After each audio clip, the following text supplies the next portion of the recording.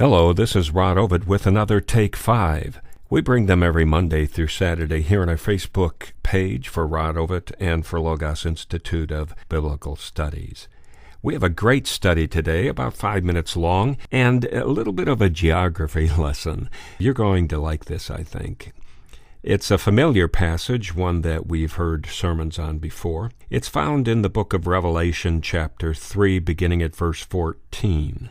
To the angel of the church in Laodicea write, These are the words of the Amen, the faithful and true witness, the ruler of God's creation.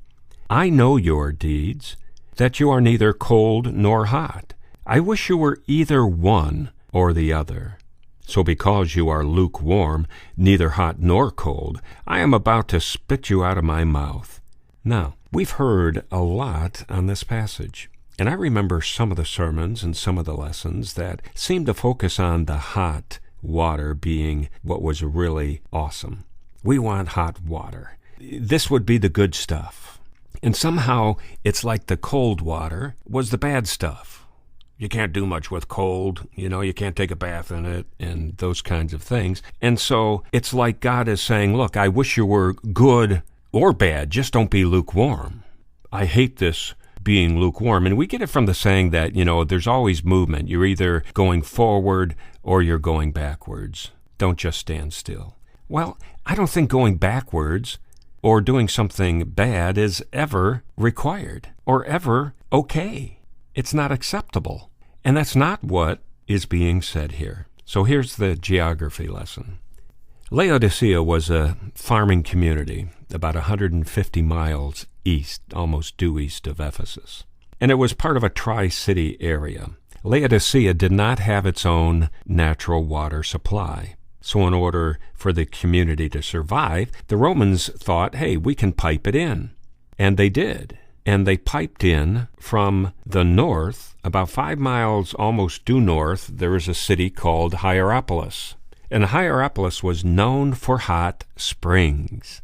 And they would pipe in, the Romans were ingenious, they would pipe in hot water from Hierapolis all the way down to Laodicea, 5 miles away.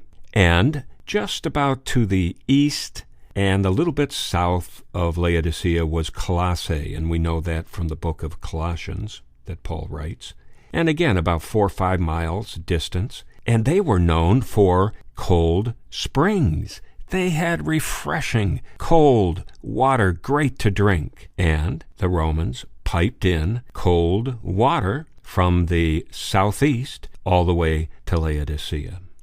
Now, if you were in Hierapolis, you could take baths, you could wash your clothes. Hot water was awesome. You could sit in it for your achy bones. Everyone knows about hot springs. And in Colossae, you could just get that refreshing drink of spring water, just so good, bubbling spring water.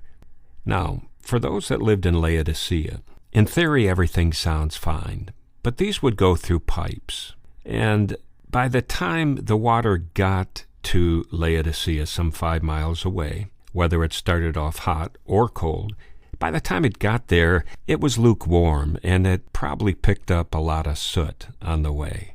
So you had a little bit of dirty, lukewarmish water, and, it's too cold to take a bath. It's really not refreshing like cold water. It's just lukewarm. And you drink it, and you want to spit it out of your mouth. It's like, ugh. Of course, I'm sure there in Laodicea they were thankful for any water. But the illustration holds.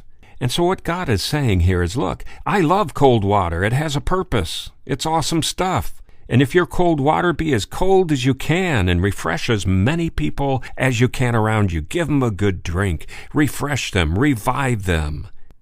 And if you're hot water, then you just be as hot as you can be, and you give them a good bath, and you relax their muscles, and you wash their clothes, and you do everything that hot water does. But don't give me this lukewarm inactivity. I'll just spit that out. See, that's the meaning there. There's never an acceptable reason for mediocrity. So cold wasn't bad. Cold is good, and so is hot. Be one or the other. Just don't be lukewarm, dirty water. have a purpose. Be all that you can be, and do it for God's glory. And when that is our mindset, when we look at what God has given us and say, look, I am hot water, or I am cold water, I have these attributes, I can do this, I can do that, I'm going to do it to God's glory. When we do that, you know what?